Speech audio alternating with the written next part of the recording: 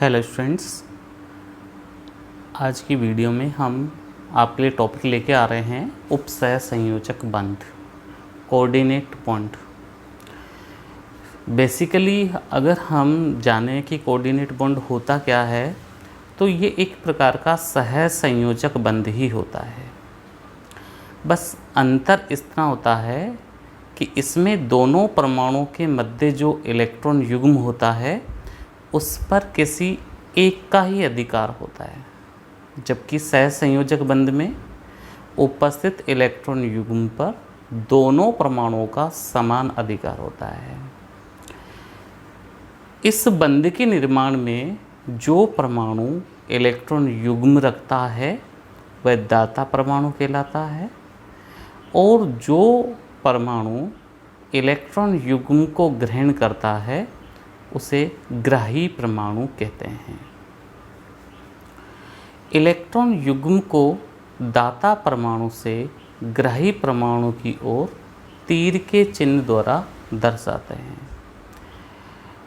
एक विशेष बात ये इस बंध के निर्माण में कि जो परमाणु दाता परमाणु है उस परमाणु के पास इलेक्ट्रॉन युग्म होना चाहिए, तथा जो परमाणु इस इलेक्ट्रॉन युग्म को ग्रहण करेगा उसके पास रिक्त कक्षक होना चाहिए, तब ही जाकर ये बंध बनेगा।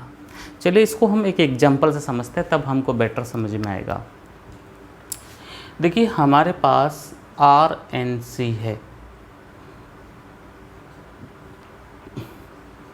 Alkyl isocyanide.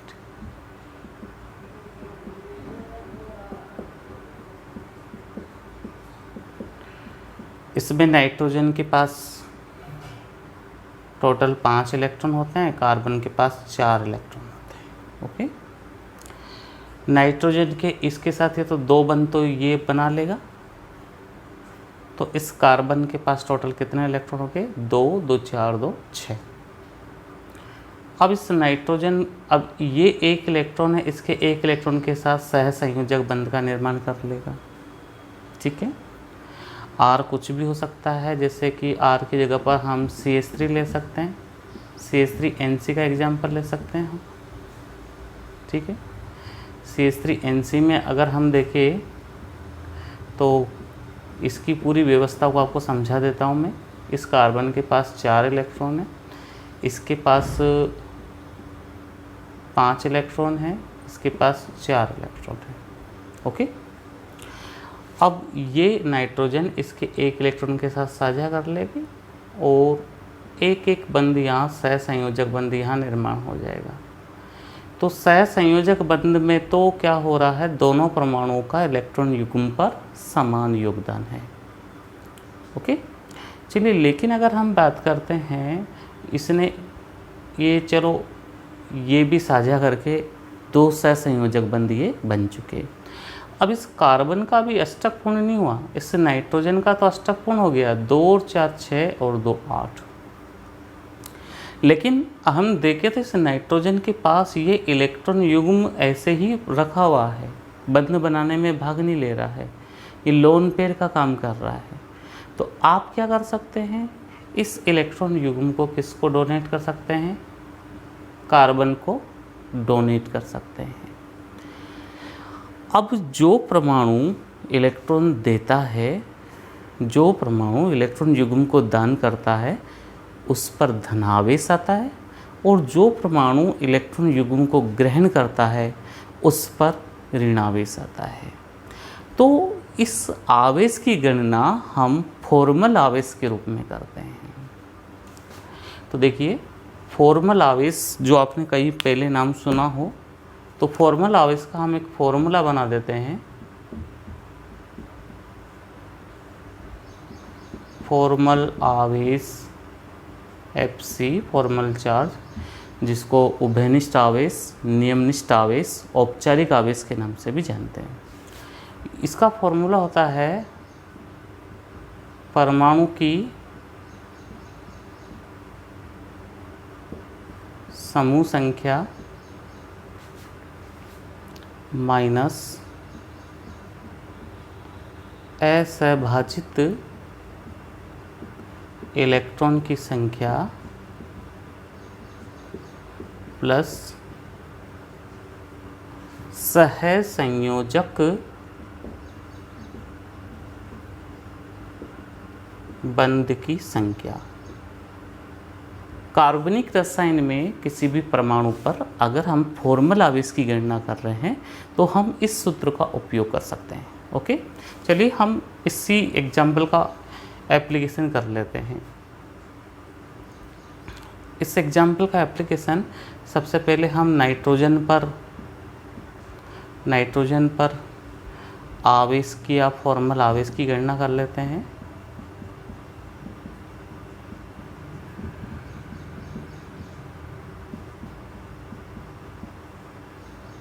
ठीक है, अब आप देखिए परमाणु की समूह संख्या क्या है। नाइट्रोजन किस वर्ग से संबंधित होता है?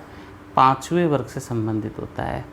या आप परमाणु की समूह संख्या की जगह पर आप संयोजी इलेक्ट्रॉन की संख्या भी यहाँ बोल सकते हैं। परमाणु के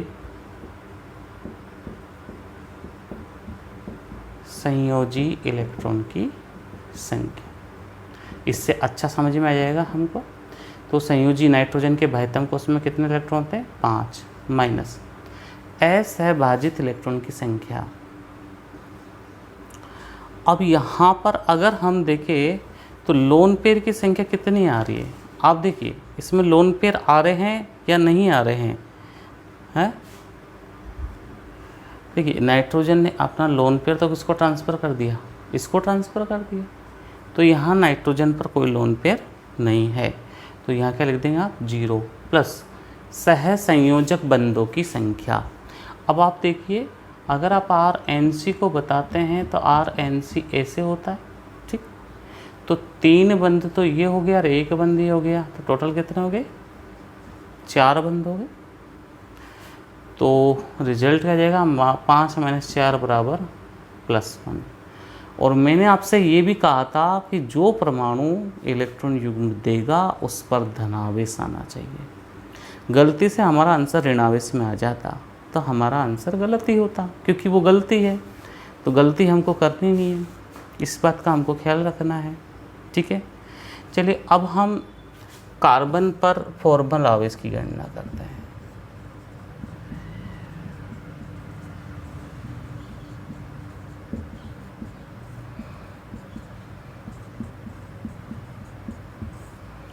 ठीक है, कार्बन की बाह्यतम कोश में कितने इलेक्ट्रॉन होते हैं? 4 इलेक्ट्रॉन होते हैं, यानी कि संयोजी इलेक्ट्रॉन की संख्या कितनी होगी? 4। फिर मैंने कहा आपसे कि असहभाजित इलेक्ट्रॉन की संख्या, जो इलेक्ट्रॉन नाइट्रोजन ने कार्बन को दिए वो कितने थे? 2 इलेक्ट्रॉन थे, तो 2 प्लस, अब ये कार्बन इस नाइट्रोजन से त्रिबंध के द्वारा जुड़ा हुआ है, तो सहसंयोजक बंधों की संख्या कितनी हो जाएगी? 3। तो 4 - 5 बराबर कितना हो जाएगा? -1। तो कार्बन पर फॉर्मल आवेश कितना आ जाएगा? -1 आवेश आ जाएगा। ओके, ये फॉर्मल आवेश कभी कभी 1 नंबर में क्वेश्चन पूछ ले जाता है, इसलिए आप इसको 1 नंबर यानी कि हाफ मार्क्स का क्वेश्चन पूछा जाएगा, सॉरी, तो हाफ मार्क्स के क्वेश्चन के अकॉर्डिंग इसको आप तैयार कर सकते हैं। चलिए अब हम यहाँ पर ये समझेंगे, हमने केवल अभी टॉपिक देखा है केवल परिचय और रासायनिक बंधन के सिद्धांत। अब हम आगे बढ़ते हैं। अगला टॉपिक है हमारा सहसंयोजक बंध की प्रकृति। ये जो हमारा सहसंयोजक बंध बन रहा है इसकी प्रकृति क्या है, ये किस नेचर का है? तो टॉपिक लेते हैं सहसंयोजक बंध की प्रकृति।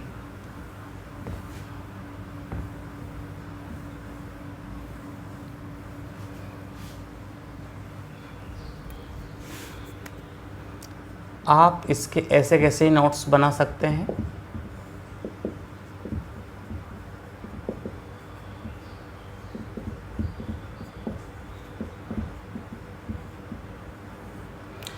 नेचर ऑफ कोवेलेंट बॉन्ड, सहसंयोजक बंध की प्रकृति। वांट होप तथा लीबेल सिद्धांत।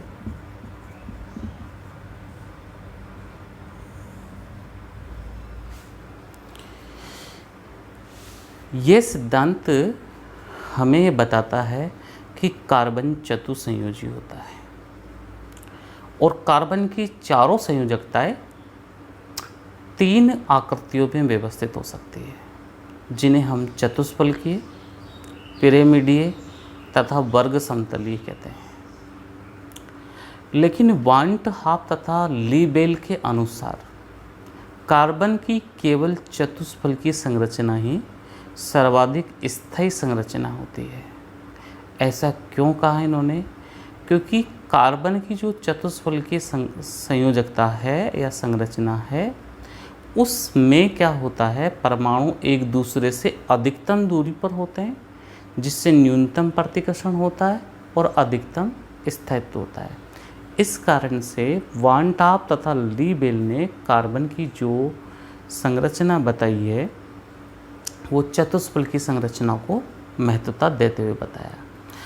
यदि हम कार्बन की चारों संयोजकताओं पर 2 हाइड्रोजन और 2 क्लोरीन जोड़ देते हैं, 2 हाइड्रोजन और 2 क्लोरीन जोड़ देते हैं, तो इसमें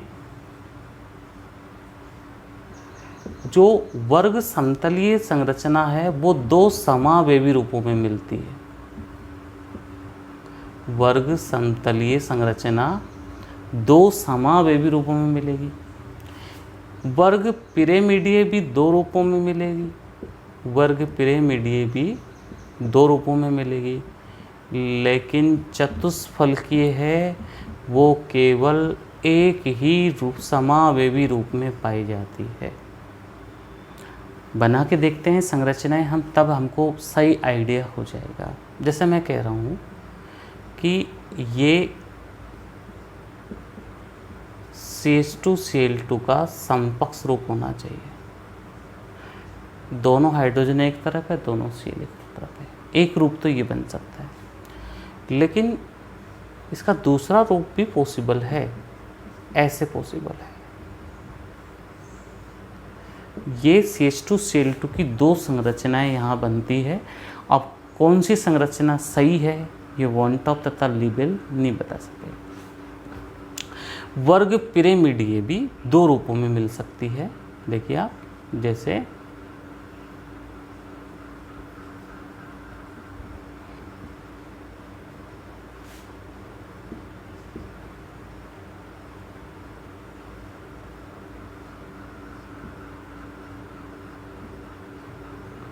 एक रूप तो इसका ये हो सकता है वर्ग पिरामिडीय का, दूसरा रूप ये हो सकता है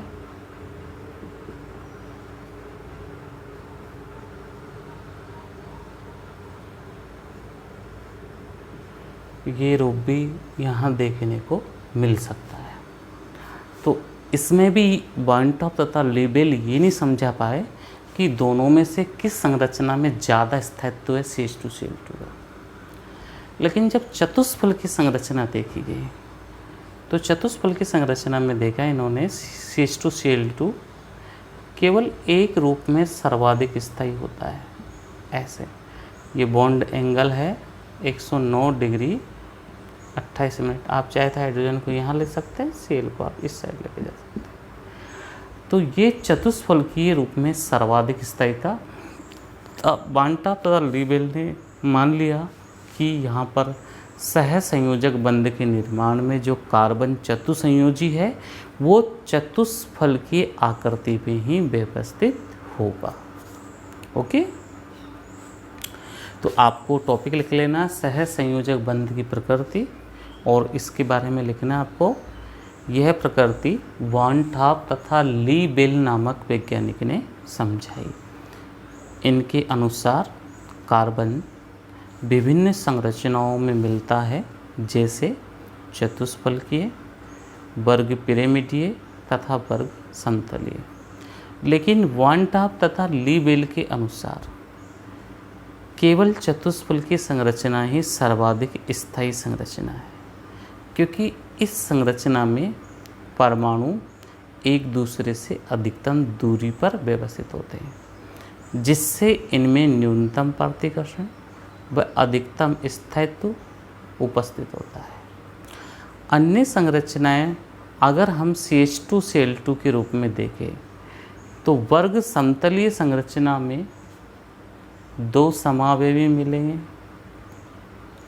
वर्ग पिरामिडीय संरचना में भी 2 समावयवी मिलेंगे, लेकिन CH2Cl2 की चतुष्फल की संरचना केवल एक संरचना को निर्धारित करती है, अतः जिसमें परमाणु एक दूसरे से अधिकतम दूरी पर व्यवस्थित होते हैं।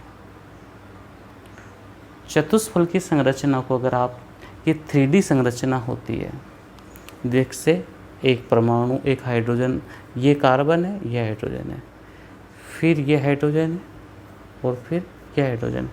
अब आपको 3 तो नज़र आ रहे हैं, लेकिन एक जो होगा वो पीछे की तरफ आ जाएगा, ऐसे आ जाएगा, ऐसे हो जाएगा, यानी कि 3D इमेज होगी। 3D इमेज में परमाणु जो होते हैं वो एक दूसरे से अधिकतम दूरी पर व्यवस्थित होते हैं। ओके, चलिए अब टॉपिक लेते हैं सहसंयोजक बंध की आणविक कक्षक अवधारणा।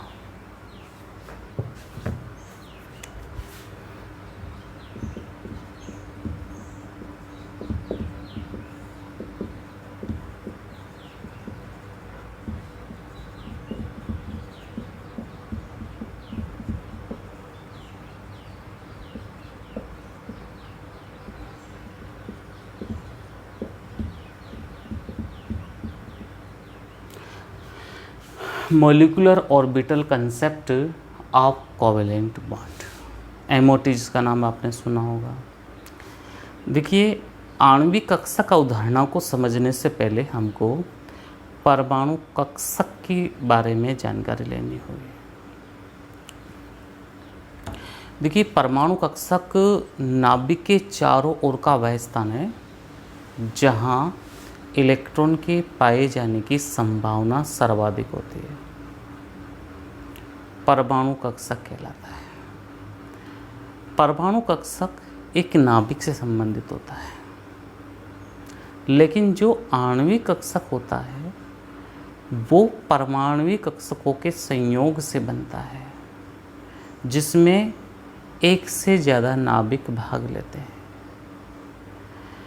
इस तरीके से हम परमाणु कक्षक से क्या बना सकते हैं, आणविक कक्षक बना सकते हैं।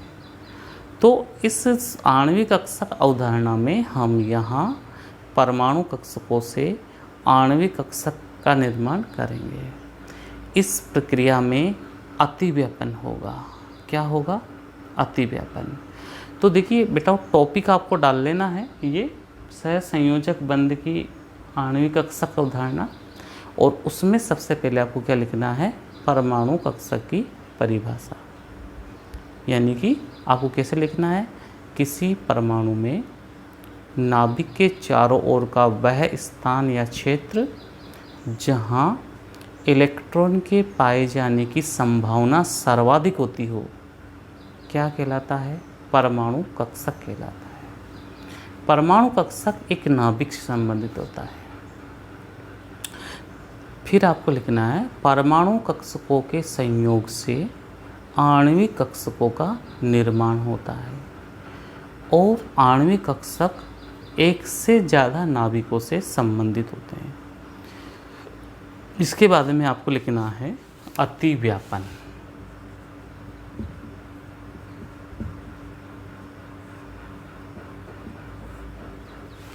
देखिए, अतिव्यापन क्या है? अतिव्यापन वह प्रक्रिया है जिसमें अयुग्मित इलेक्ट्रॉन युक्त परमाणु कक्षक परस्पर संयोग करके सहसंयोजक बंध का निर्माण करती है। उसे हम अतिव्यापन कहते हैं, ओवरलैपिंग। रिपीट कर रहा हूँ डेफिनेशन को, टॉपिक डाल लेना अतिव्यापन, और फिर इसमें लिखना यह वह प्रक्रिया है जिसमें अयुग्मित इलेक्ट्रॉन युक्त परमाणु कक्षकों के संयोग से सहसंयोजक बंध का निर्माण होता है, अतिव्यापन कहलाती है। यह सहसंयोजक बंध दो प्रकार के होते हैं, एक सिग्मा बंध और दूसरा पाई बंध। चलिए, आपने ये नाम दोनों सुने हैं, एक सिग्मा बंध और दूसरा पाई बंध। थोड़ी बहुत बात आपको यहाँ पर समझा देते हैं सिग्मा बंध और पाई बंध के बारे में। जो सिग्मा बंध होता है उसका निर्माण SS, SP तथा PP अतिव्यापन के थ्रू होता है। सिग्मा बंध का निर्माण किस किस के अतिव्यापन के थ्रू होता है? SS, SP और PP समाक्षीय, यहाँ वर्ड यूज करना पड़ेगा अपन को, समाक्षीय अतिव्यापन के द्वारा होता है। अगर हम पाई बंध की बात करें तो पाई बंध का निर्माण समपार्श्वीय इप्सिलेटरल PP अतिव्यापन के द्वारा होता है। समपार्श्वीय PP अतिव्यापन के द्वारा पाई बंध का निर्माण होता है। ओके, दूसरी बात करते हैं, सिग्मा बंध एक मजबूत बंध होता है, जबकि पाई बंध सिग्मा बंध की तुलना में थोड़ा दुर्बल बंध होता है, कमज़ोर बंध होता है, जबकि ये स्ट्रॉन्ग बंध होता है। ठीक है, तीसरी बात कर लेते हैं, सिग्मा बंध संकरण में भाग लेता है। सिग्मा बंध संकरण में भाग लेता है, जबकि पाई बंध संकरण में भाग नहीं लेता है। पाई बंध किस में भाग नहीं लेता है? संकरण में भाग नहीं लेता है। जो सिग्मा बंध है उसका स्वतंत्र अस्तित्व संभव होता है, वो अकेला बन सकता है, लेकिन जो पाई बंध होगा वो सदैव सिग्मा बंध के साथ बनेगा। पाई बंध का निर्माण सदैव किसके साथ होगा? सिग्मा बंध के साथ होगा। आगे बात समझ में? तो ये एक जनरल डिफरेंस होता है सिग्मा और पाई बंध में। तो कभी कभी हमसे ये पूछ लिया जाता है कि सिग्मा और पाई बंध में 4 अंतर लिखिए, 5 अंतर लिखिए, इस तरीके से हमसे क्वेश्चंस पूछ लिए जाते हैं। तो हमको अंतर पता होना चाहिए। हम अतिव्यापन और संकरण को बहुत अच्छी तरीके से अगले वीडियो में समझाएंगे। तो अगला टॉपिक अपना क्या क्या रहेगा? अतिव्यापन और संकरण। Okay, thank you. अगले वीडियो के लिए आप इंतज़ार करें।